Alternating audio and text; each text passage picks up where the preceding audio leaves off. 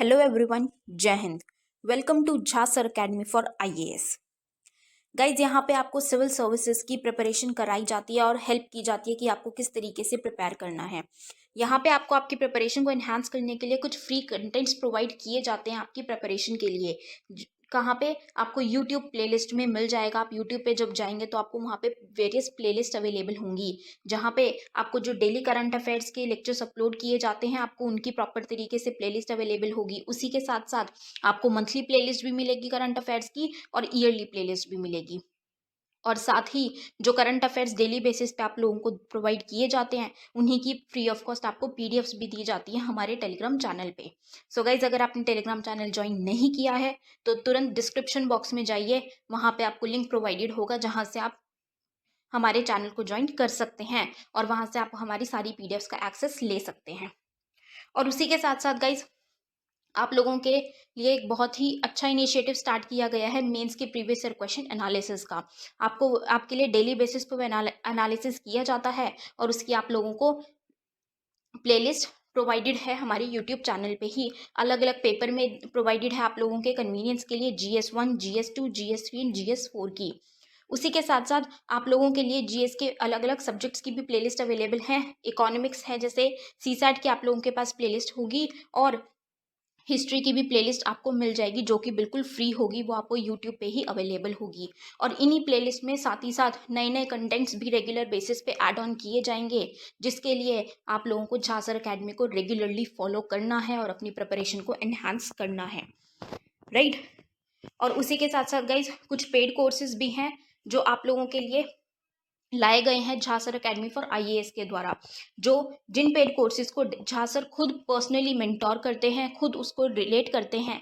जैसे कि जीएस का प्री प्लस मेंस बैच है गाइस, बिल्कुल जीरो से तैयारी करवाई जा रही है। झा सर खुद तैयारी करवाते हैं, पर्सनल गाइडेंस आपको दी जाती है, प्रॉपर तरीके से आपको अटेंशन प्रोवाइड की जाती है और बिल्कुल बेसिक से आपको तैयारी करवाई जा रही है आपकी प्रिपरेशन को एनहांस करने के लिए, राइट। तो आप इन कोर्सेज को भी ज़रूर ज्वाइन कीजिए।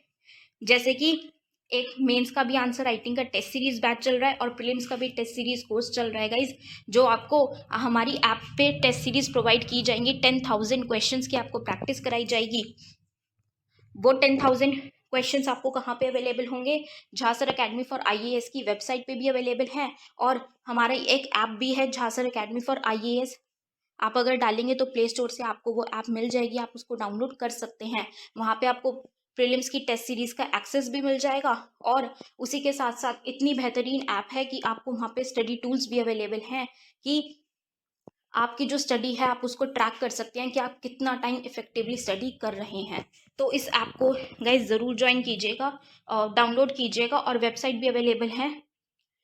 उस वेबसाइट पे भी आप जाके सब कुछ एक्सेस कर सकते हैं जो कि ऐप पे अवेलेबल है, right. So guys, Jha sir academy को रेगुलरली फॉलो करते रहिएगा। हेलो एवरीवन, जय हिंद। Welcome to Jha sir academy for IAS. हम कर रहे हैं गाइज साइंस की एनसीईआरटी क्लास 9th और इसमें हम अपना चैप्टर 1 कंप्लीट कर चुके हैं और अब हम कर रहे हैं चैप्टर 2।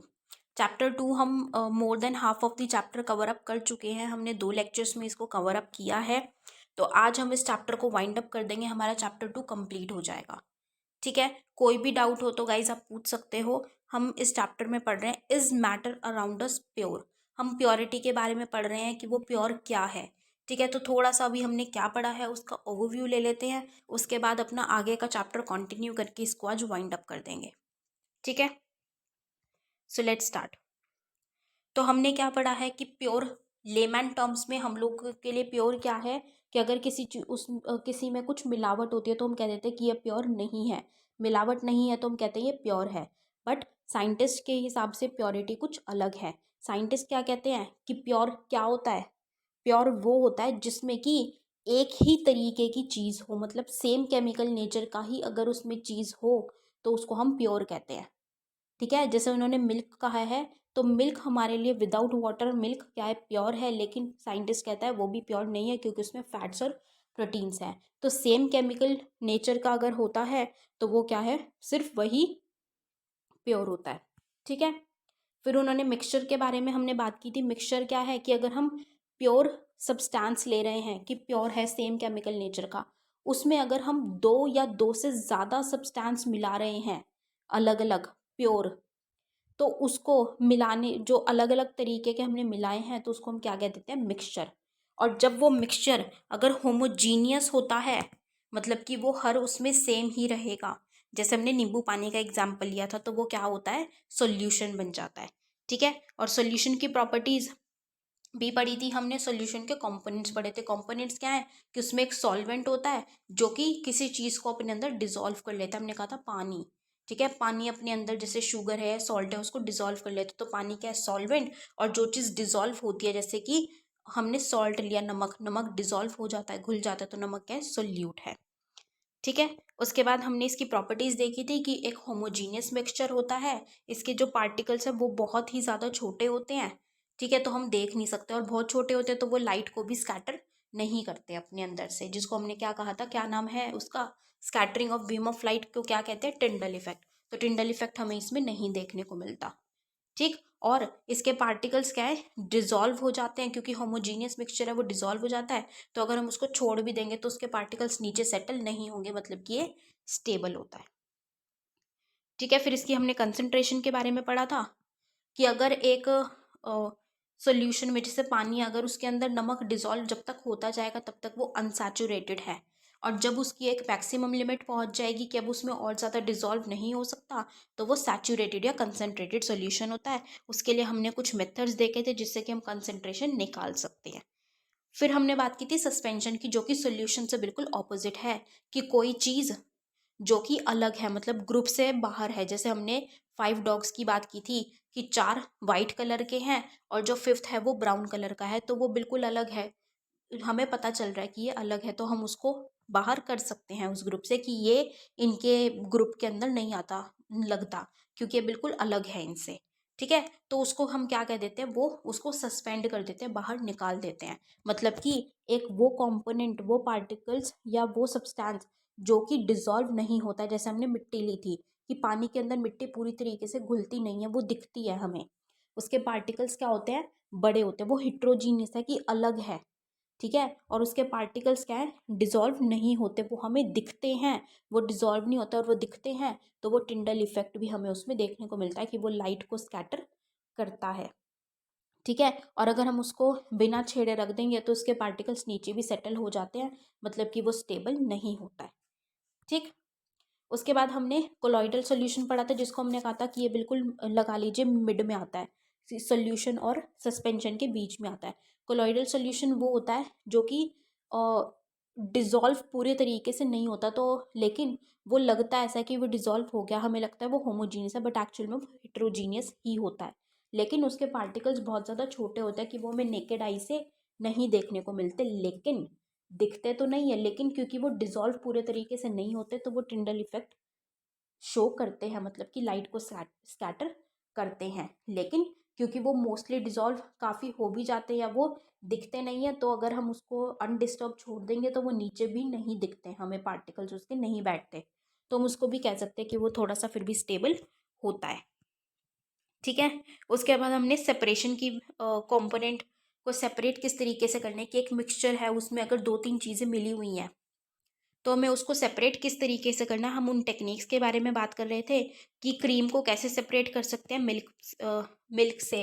तो वो हमने क्या पढ़ा था, सेंट्रीफ्यूगेशन मेथड से हम उसको अलग कर सकते हैं, कि जो भारी चीज़ है वो नीचे की तरफ बैठ जाएगी और जो हल्की चीज़ है वो ऊपर आ जाएगी, तो हम उसको क्या कर देंगे, अलग कर देंगे। ठीक है। उसकी एप्लीकेशंस के बारे में हमने देखा था। फिर हमने 2 इमिसिबल लिक्विड्स हैं, जैसे कि पानी और तेल है, ऑयल एंड वाटर, तो उसको कैसे हमें अलग करना है, सेपरेटिंग फनल की हेल्प से, उसका देखा हमने, उसकी एप्लीकेशंस देखी। फिर हमने सॉइल्ट एंड कैम्फोर के बारे में देखा, जो सब्लिमेशन प्रोसेस से हम अलग कर सकते हैं। ठीक है। तो इतना हमने अपनी लास्ट क्लास में कवर किया था। अब हम आगे देखेंगे, इसी टॉपिक को हम आगे कंटिन्यू करेंगे कि हम मिक्सचर के कंपोनेंट्स को किस तरीके से सेपरेट कर सकते हैं, अलग अलग कर सकते हैं। तो नेक्स्ट है हमारा, is the dye in black ink a single colour.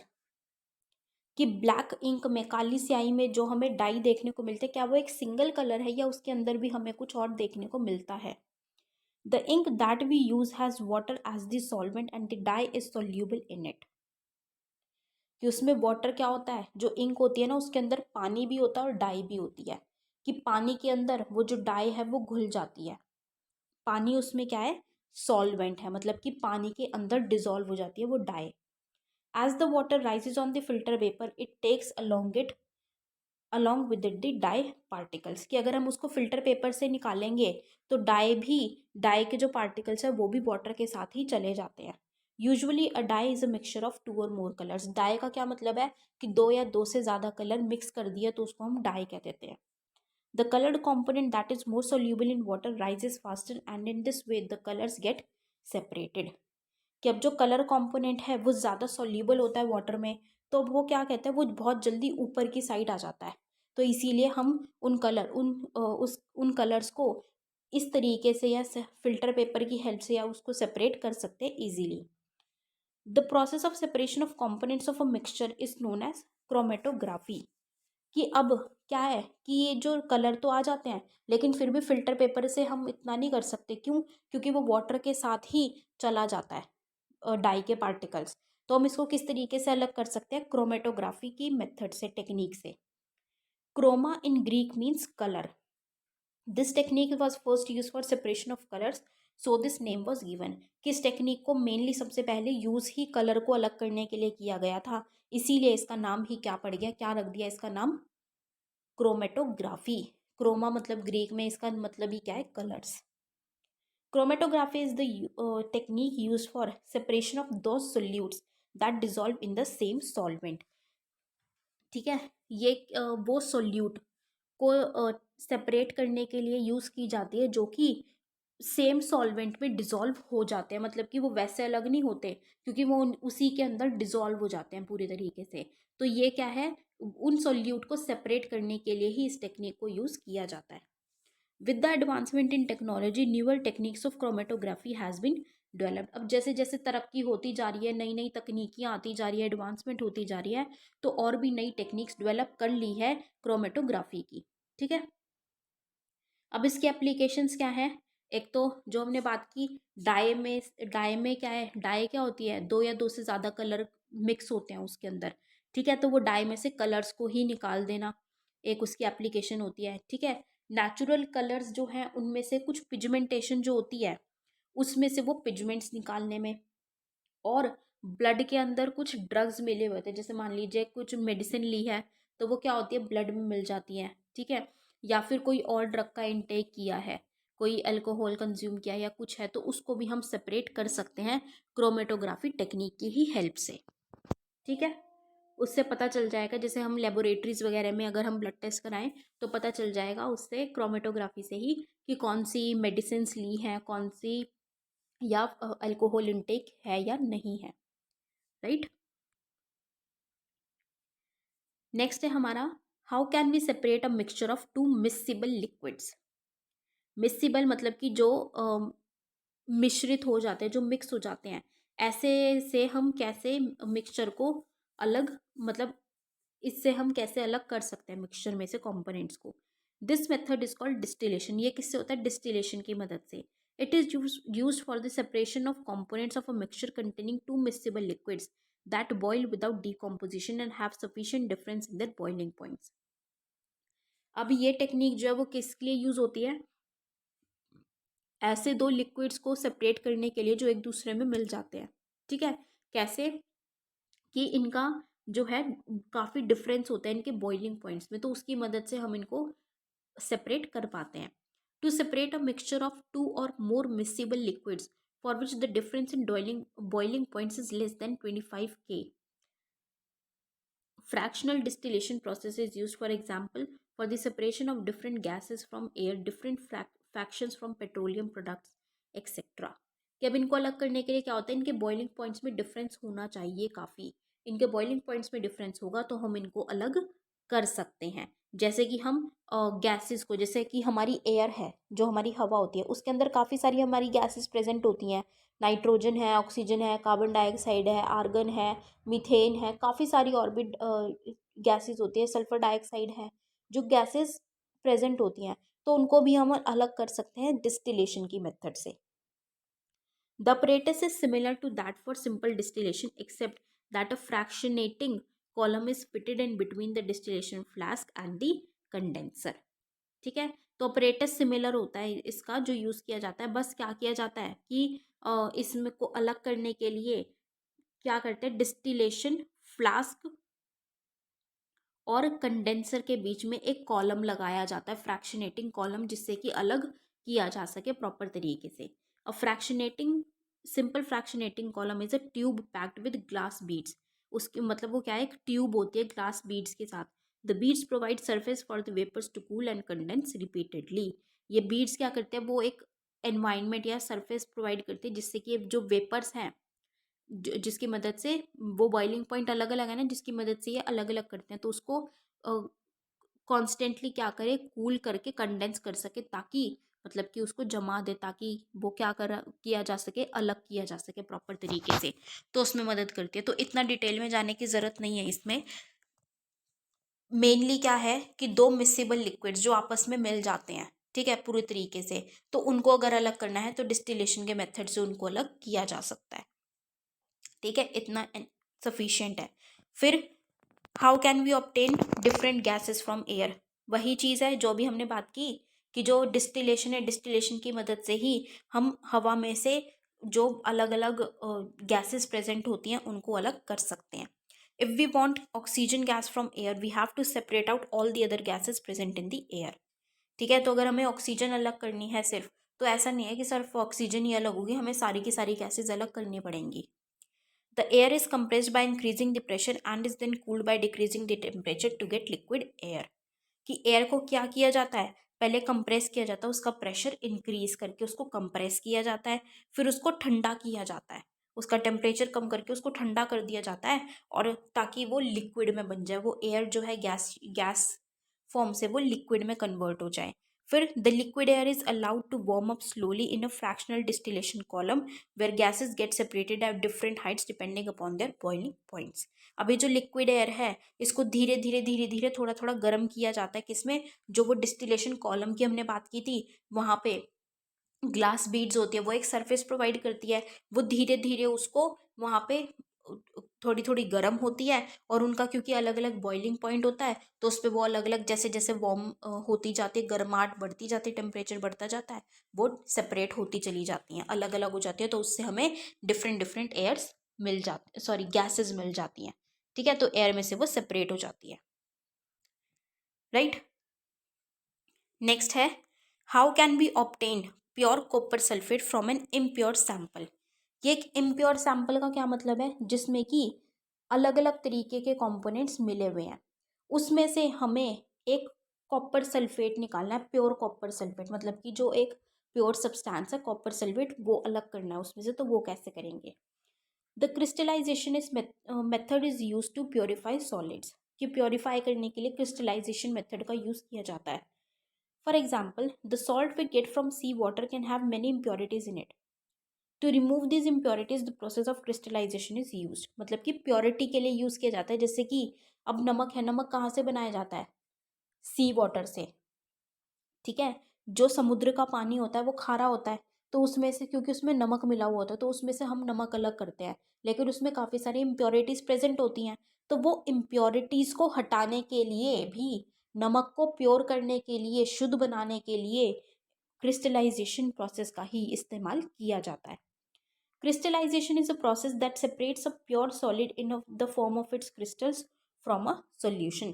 Crystallisation का क्या मतलब होता है कि एक सॉल्यूशन है उसके अंदर से वो प्योर सॉलिड को अलग कर देता है, किसमें, क्रिस्टल्स की फॉर्म में, क्रिस्टल्स की फॉर्म में करता है, इसीलिए उसी पे इसका नाम क्या पड़ा है, क्रिस्टलाइजेशन, क्योंकि क्रिस्टल्स बनाता है। Crystallisation technique is better than simple evaporation technique. अभी जो क्रिस्टलाइजेशन टेक्निक है, ये जो हम सिंपल इवेपोरेशन की टेक्निक यूज करते हैं ना कि भाप बनती है, उससे बेटर है क्रिस्टलाइजेशन। कैसे, सम सॉलिड्स डीकम्पोज और some like sugar may get charred on heating to dryness, कि कुछ सॉलिड डिकम्पोज हो जाते हैं या फिर अगर हम उनको हीट कर दे तो वो, और जैसे कि शुगर है तो वो क्या हो जाती है, थोड़ी सी चार मतलब कि वो हो जाती है, पिघल सी जाती है। ठीक है, तो उसमें क्या है, उससे ज़्यादा अब क्या करता है, ये क्रिस्टल्स बना देता है क्रिस्टलाइजेशन में, तो वो ज़्यादा बेटर रहता है। Some impurities may remain dissolved in the solution even after filtration. On evaporation, these contaminate the solid. कि अगर हम फिल्टर भी कर दें किसी चीज़ को तब भी इम्प्योरिटीज़ उस सॉल्यूशन में रह जाते हैं, क्योंकि फिल्ट्रेशन में सारी की सारी इम्प्योरिटीज़ हटती नहीं हैं। तो अगर हम उसी को, अगर हम उसको इवेपोरेट भी करेंगे तो वो क्या करेगी, पूरे के पूरे सॉलिड को ही कंटामिनेट कर देगी, क्योंकि वो इम्प्योरिटीज़ क्या है, उस सॉलिड में ही रह जाएंगी। ठीक है, तो वहां पे क्रिस्टलाइजेशन मेथड ही हेल्पफुल होता है सबसे ज़्यादा। अब इसकी एप्लीकेशन कहाँ होती है, एक तो जो हम अभी हमने पढ़ाई कि सॉल्ट को प्योरीफाई करना, जो सी वाटर में से, समुद्र के पानी में से हम सॉल्ट बनाते हैं तो वो उसमें इम्प्योरिटीज़ होती है, तो उसको प्योरीफाई करने के लिए क्रिस्टलाइजेशन मेथड की यूज़ ज़रूरत पड़ती है। और separation of crystals of alum, मतलब फिटकरी, फ्रॉम इम्प्योर सैंपल्स, की जो अशुद्ध सैंपल है, इम्प्योर सैंपल्स हैं, उनमें से मतलब फिटकरी के जो इम्प्योर सैंपल्स है उसमें से उसके क्रिस्टल्स को सेपरेट करने के लिए, प्योर लेके आने के लिए, उसके क्रिस्टल्स को सेपरेट करने के लिए भी क्रिस्टलाइजेशन मेथड का ही यूज़ किया जाता है। ठीक है, thus by choosing one of the above methods according to the nature of the components of a mixture we get a pure substance। कि अब उन कंपोनेंट्स का, जो जिस मिक्सचर के जो कंपोनेंट्स हैं उनका नेचर देखते हुए हम अलग अलग टेक्निक का यूज़ करते हुए क्या कर सकते हैं, एक प्योर सब्सटेंस को पा सकते हैं। ठीक है, उनके मतलब कंपोनेंट्स को अलग अलग कर सकते हैं। With advancement in technology, many more methods of separation techniques have been devised। अब जैसे जैसे तकनीकी बढ़ती जा रही है, एडवांसमेंट होती जा रही है, तो नए नए मेथड्स भी निकाले जा रहे हैं, काफ़ी अच्छी टेक्निक्स भी निकाली जा चुकी हैं और भी आगे शायद निकाली जाएंगी। ठीक है, सेपरेट करने की। तो ये हमारा कौन सा टॉपिक कंप्लीट हुआ है कि मिक्सचर के कंपोनेंट्स को किस तरीके से अलग अलग किया जा सकता है। ठीक है, तो बहुत ज़्यादा इंपॉर्टेंट नहीं है, बस एक ओवरव्यू इनका ज़रूरी है, बहुत ज़्यादा इसमें डीप जाने की ज़रूरत नहीं है। अब जो इम्पॉर्टेंट टॉपिक है वो है हमारा फिजिकल एंड केमिकल चेंजेस, भौतिक और रासायनिक परिवर्तन। In the previous chapter we have learn about a few physical properties of matter. अब हमने मैटर की कुछ फिजिकल प्रॉपर्टीज के बारे में पढ़ा था। ठीक है, मैटर की हमने देखी थी प्रॉपर्टीज कि किस तरीके की होती है। क्या देखा था हमने, उसकी प्रॉपर्टीज़ देखी थी कि उसके पार्टिकल्स किस तरीके के होते हैं, कैसे होते हैं, कैसे वो मूव करते हैं, उनके बीच में स्पेसेस होते हैं, अट्रैक्ट करते हैं, वो सारी चीज़ें हमने देखी थी। तो properties that can be observed and specified like colour, hardness, rigidity, fluidity, density, melting point, boiling point etcetera are the physical properties. ठीक है, तो एक तो हमने देखी थी, हमने लास्ट चैप्टर में मेनली क्या देखा था कि मैटर के पार्टिकल्स की क्या प्रॉपर्टीज हैं। अगर हम सिंपली मैटर की ही बात करें, मैटर क्या है, पदार्थ जो हमें आसपास अपने देखने को मिलता है, तो उसकी क्या प्रॉपर्टी है, हमने बात की थी ना कि कोई छोटी है कोई बड़ी है, साइज में अलग होगी, टेक्सचर में अलग होगी, कलर में अलग होगी, लेंथ में अलग होगी, हर चीज़ में वो हमें अलग देखने को मिलेगी। तो ये क्या है, उसकी फिजिकल प्रॉपर्टीज ही होती हैं कि उसका कलर क्या है, किस कलर की दिखती है, वो सॉफ्ट है या हार्ड है। ठीक है, फ्लूइड है, उसकी डेंसिटी कितनी है, भारी है, हल्की है, मेल्टिंग पॉइंट, बॉइलिंग पॉइंट, वो सब क्या है, मैटर की फिजिकल प्रॉपर्टीज होती हैं। The interconversion of states is a physical change because these changes occur without a change in composition and no change in the chemical nature of the substance। मतलब कि अगर हम स्टेट ही change करते हैं, interconvert करते हैं, मतलब कि अगर हम मैटर की ही स्टेट को चेंज करते हैं सिर्फ, उसमें क्या है, उस स्टेट को चेंज करते टाइम कोई भी फिजिकल चेंज उसमें नहीं आया है। जैसे कि एक आइस हमने ली थी ना, सॉलिड स्टेट है आइस और लिक्विड स्टेट क्या है, वाटर। तो अगर हम उस आइस को अ, पिघला देंगे, ठीक है, टेम्परेचर ज़्यादा हो जाएगा, अगर हम उसको बाहर निकाल के रख दे वो पिघल के पानी बन जाएगी। क्या है, उसकी सिर्फ फिजिकल स्टेट चेंज हुई है कि वो पहले सॉलिड थी, बर्फ़ थी, अब वो पानी बन गया। अगर हम उस पानी को वापस से फ्रीज़र में रख देंगे कम टेम्परेचर में, तो वापस से आइस बन जाएगी एज इट इज़। तो क्या है, उसकी सिर्फ फिजिकल चेंज हुआ था कि उसको सिर्फ देखने में ही चेंज हुआ था, उसकी केमिकल प्रॉपर्टी में कोई चेंज नहीं हुआ था। ठीक है, Although ice, water and water vapor all look different and display different physical properties, they are chemically the same. कि आइस है, वाटर है या वाटर वेपर है, ये अलग अलग दिखते हैं, लेकिन सिर्फ एक फिजिकल चेंज है कि देखने में ही हमें चेंज लग रहा है। केमिकल प्रॉपर्टीज की चेंज है, सेम है, मतलब कि रासायनिक प्रकृति, केमिकल नेचर इसका बिल्कुल सेम है। Both water and cooking oil are liquid but their chemical characteristics are different. अब हम कह सकते हैं कि पानी है और कुकिंग ऑयल है, तेल है, दोनों ही तो क्या है, लिक्विड है, लिक्विड स्टेट में, लेकिन फिर भी ये सेम नहीं है। क्यों? क्योंकि इनकी केमिकल प्रॉपर्टीज अलग अलग हैं। ठीक है, थोड़ा सा समझ में आया अब? They differ in odour and inflammability. We know that oil burns in air whereas water extinguishes fire. अब ये हर चीज में अलग अलग है। अब तेल से तो क्या होता है, तेल हवा में जल जाता है, बर्न करता है, लेकिन वाटर क्या है, वाटर आग को दबाती है। ठीक है, तो इनकी क्या है, केमिकल प्रॉपर्टीज ही अलग अलग हैं। It is this chemical property of oil that makes it different from water. ठीक है, इसकी केमिकल प्रॉपर्टीज को अलग बनाती है। अब बर्निंग क्या है, जलना क्या है, एक केमिकल चेंज है, क्योंकि जलने के बाद उसकी जो प्रॉपर्टी है कि रासायनिक जो है उसमें बदलाव आ जाएगा, परिवर्तन आ जाएगा। During this process, one substance reacts with another to undergo a change in chemical composition। क्योंकि बर्न होने के टाइम पे क्या होता है, एक सब्सटेंस दूसरे के साथ रिएक्ट करता है, तो उसमें कुछ केमिकल चेंजेस, उसकी जो केमिकल कॉम्पोजिशन है उसमें बदलाव आ जाता है। Chemical change brings change in the chemical properties of matter and we get new substances. ठीक है, तो केमिकल चेंज के साथ क्या होता है कि मैटर जो है उसकी केमिकल प्रॉपर्टीज में कुछ चेंज हो जाते हैं और हमें एक नया सब्सटेंस मिल जाता है। ऑल टुगेदर हमें सब्सटेंस ही पूरा नया मिल गया। तो इस केमिकल चेंज को हम क्या बोल देते हैं, केमिकल रिएक्शन भी कह देते हैं हम। ठीक है, क्योंकि वो दूसरे के साथ रिएक्ट हो जाता है ना, तो उसकी केमिकल प्रॉपर्टीज चेंज हो गई, एक नया सब्सटेंस बन गया। अब what are the types of pure substances. ये जो प्योर सब्सटेंसेस के बारे में हम जो बात करते आ रहे हैं, अब उनके टाइप्स क्या हैं। On the basis of their chemical composition. अब प्योर सब्सटेंस कौन से होते हैं, जिनकी केमिकल नेचर या केमिकल कॉम्पोजिशन बिल्कुल सेम होती है। ठीक है, तो उसके टाइप्स क्या हैं। On the basis of their chemical composition substances can be classified either as elements और कंपाउंड्स। हम उनको कैसे क्लासीफाई कर सकते हैं, एलिमेंट्स या कंपाउंड्स के बेसिस पे। तो एलिमेंट्स क्या हैं, मतलब कि तत्व। Robert Boyle was the first scientist to use the term elements in 1661। पहला साइंटिस्ट थे रॉबर्ट बॉयल जिन्होंने एलिमेंट टर्म को यूज किया था 1661 में। Antoine Antoine Laurent Lavoisier, a French chemist, was the first to establish an experimentally useful definition of an element. मतलब कि element की डेफिनेशन बेसिकली किसने दी थी, एक फ्रेंच केमिस्ट थे, Antoine Laurent Lavoisier. He defined an element as a basic form of matter that cannot be broken down into simpler substances by chemical reactions। मतलब कि इन्होंने कैसे डिफाइन किया था कि एक मैटर की बेसिक फॉर्म है जिसको और ज़्यादा तोड़ा नहीं जा सकता किसी मतलब केमिकल रिएक्शन के तहत। क्यों? क्योंकि इसकी ऑल टुगेदर क्या है, एक ही, ये प्योर है क्योंकि एक ही केमिकल नेचर का ये, तो और इसको तोड़ा ही नहीं जा सकता। ठीक है, now elements can be normally divided into metals, non metals and metalloids. Elements को हम कैसे डिवाइड कर सकते हैं, मेटल्स, नॉन मेटल्स और metalloids. Metals usually show some और all of the following properties.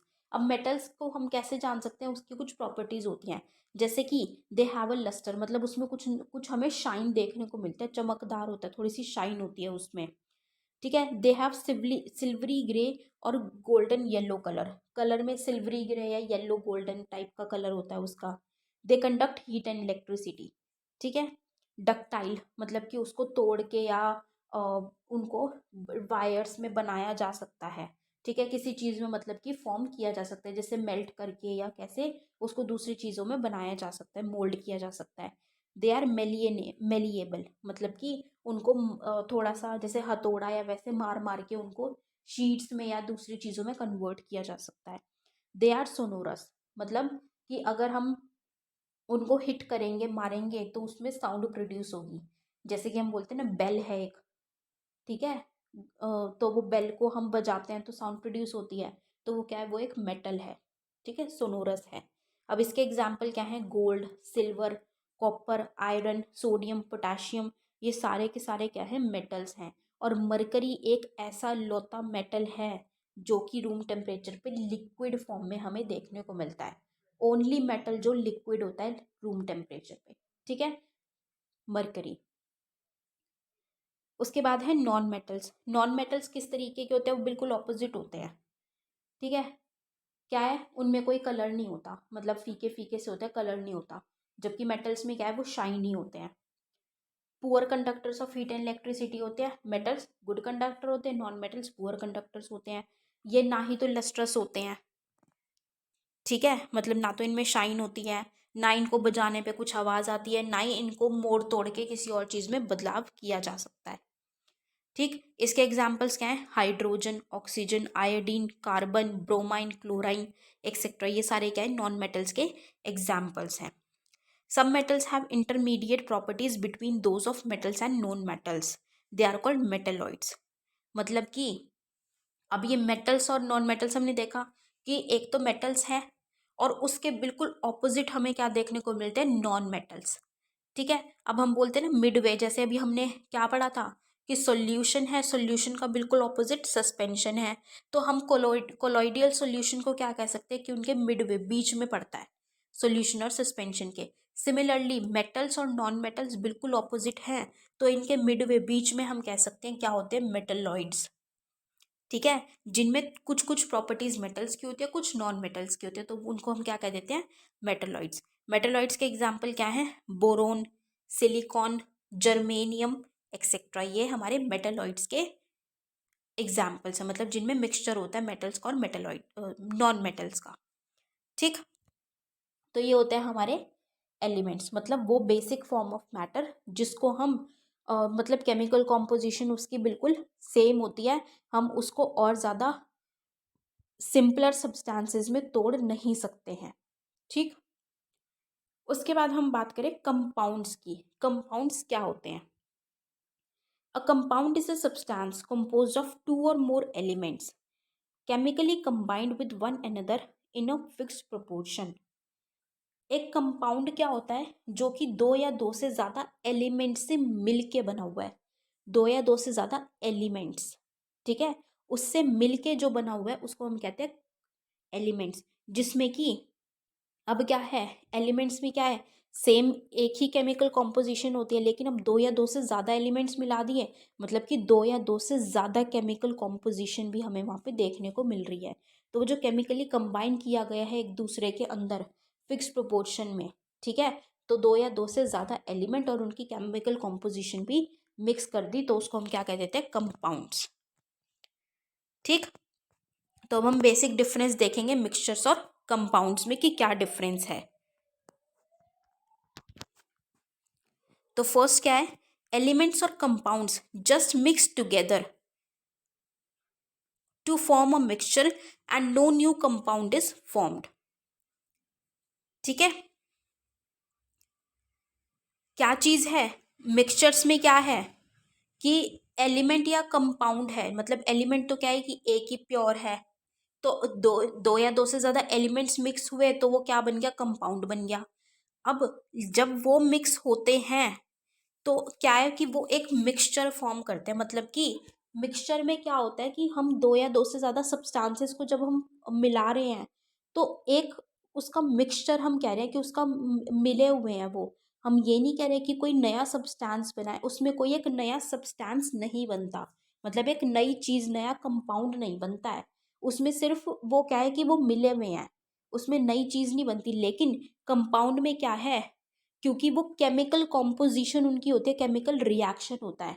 Mixtures में वो केमिकल रिएक्शन नहीं होता, कंपाउंड्स में क्या है, दो या दो से ज़्यादा एलिमेंट्स जब मिलते हैं तो उनकी केमिकल कॉम्पोजिशन भी मिलती है, तो वो केमिकल रिएक्शन होने की वजह से एक नया कॉम्पोनेंट ही ऑल टुगेदर, एक नया कंपाउंड बन जाता है, ठीक है। अब mixture has a variable composition, कि जो मिक्सचर है उसकी जो कॉम्पोजिशन है वो वेरिएबल होते हैं, मतलब कि दो, मान लीजिए दो चीज़ जो मिक्स की गई हैं या तीन चीज़ मिक्स की गई हैं, तो हर चीज़ की क्या है कि किसी चीज़ में कोई चीज़, अगर मान लीजिए एक ए पॉइंट है तो ए पॉइंट हो सकता है कि उन तीनों चीज़ों में ज़रूर ऐसा पॉसिबिलिटी बहुत कम होगी कि वो ए पॉइंट तीनों में ही बिल्कुल सेम हो, अलग अलग कॉम्पोजिशन होगी ए की। ठीक है, उन तीनों में ही वो कॉम्पोजिशन बिल्कुल डिफरेंट है तो वो अलग अलग होगी। लेकिन कंपाउंड में हमने क्या पढ़ा कि जब उनको वो डिफरेंट एलिमेंट्स को मिक्स करेंगे तो उनकी जो केमिकल कॉम्पोजिशन होगी, जो रिएक्शन होगा, वो कैसे होगा, वो बैलेंस करके होगा कि एक फिक्स्ड प्रोपोर्शन में ही डाला जाएगा। ठीक है, एक फिक्स्ड प्रोपोर्शन में ही उनको रिएक्ट करवाया जाएगा। ठीक, नेक्स्ट क्या है, a mixture shows the properties of the constituent substances, कि जो भी सब्सटेंस उसमें डाले गए हैं तो वो उनकी ही प्रॉपर्टीज को शो करता है। कि जो भी मतलब मिक्स किया गया है, जैसे कि हमने क्या कहा कि कोई नया सब्सटेंस या नया कंपाउंड नहीं बन रहा, वही बस उनको मिक्स किया गया है क्योंकि वो रिएक्ट नहीं कर रहे, तो वो उन्हीं की प्रॉपर्टीज को शो करते हैं। लेकिन कंपाउंड्स में क्या होता है कि वो एक केमिकल रिएक्शन होने के बाद एक नया कंपाउंड या एक नया सब्सटेंस बन रहा है, तो इसीलिए नया सब्सटेंस बन रहा है तो वो क्या करता है, वो एक उसकी नई ही प्रॉपर्टीज होती हैं। ठीक है, उसकी प्रॉपर्टीज नई निकल के आती है, एक नया सब्सटेंस निकल के आता है वो। ठीक, next, the constituents can be separated Fairlie easily by physical methods, कि जो भी हमने देखा कि मिक्सचर के जो कंपोनेंट्स हैं उनको हम सेपरेट कर सकते हैं वेरियस टेक्निक्स को यूज़ करके, फिजिकल मेथड्स को यूज़ करके हम उनको अलग अलग कर सकते हैं। लेकिन the constituents can be separated only by chemical और इलेक्ट्रोकेमिकल रिएक्शंस, कि कंपाउंड्स में जो है हम किस तरीके से केमिकल या इलेक्ट्रोकेमिकल रिएक्शंस की मदद से ही हम उनको अलग कर सकते हैं। क्योंकि वो जो बना है नया सब्सटेंस वो भी किससे बना है, केमिकल रिएक्शन होने की वजह से ही बना है, तो अब उनको अलग भी केमिकल रिएक्शन से ही करना पड़ेगा। हम कोई फिजिकल मेथड अप्लाई करके उनको अलग अलग नहीं कर सकते। ठीक है, तो ये था डिफरेंस मिक्सचर्स और कंपाउंड्स के बीच में। So with this we end up the chapter 2 of science NCERT class 9th। यहाँ पे गाइज हमारा chapter 2 is matter around us pure complete हो चुका है। इसमें हमने मेनली क्या चीज़ें पढ़ी हैं, मिक्सचर्स के बारे में हमने देखा, सोल्यूशन पढ़ा है हमने, फिर सस्पेंशन और कोलॉइडल सोल्यूशन देखा। ठीक है, एक दूसरे से रिलेटेड है सारी की सारी चीज़ें। फिर हमने मिक्सचर को किस तरीके से सेपरेट करना है वो देखा, बहुत ज़्यादा इंपॉर्टेंट नहीं है ये टॉपिक। ठीक है, उसके बाद हमने क्या देखे, फिजिकल एंड केमिकल चेंजेस, उसमें हमने एलिमेंट्स और कंपाउंड्स के बारे में पढ़ा। एंड में हमने मिक्सचर्स एंड कंपाउंड्स में थोड़ा सा डिफरेंस देखा है कि क्या इनके अंदर डिफरेंस हमें देखने को मिलता है। ठीक है गाइज, तो कोई भी डाउट हो तो आप कमेंट सेक्शन में पूछ सकते हैं, अपना फीडबैक दे सकते हैं कमेंट सेक्शन में। चैप्टर 2 हमारा वाइंड अप हो गया है। अब हम नेक्स्ट क्लास में, नेक्स्ट लेक्चर में हम अपना चैप्टर 3 स्टार्ट करेंगे साइंस का। ठीक है, so thank you so much guys, have a great day ahead. जय हिंद।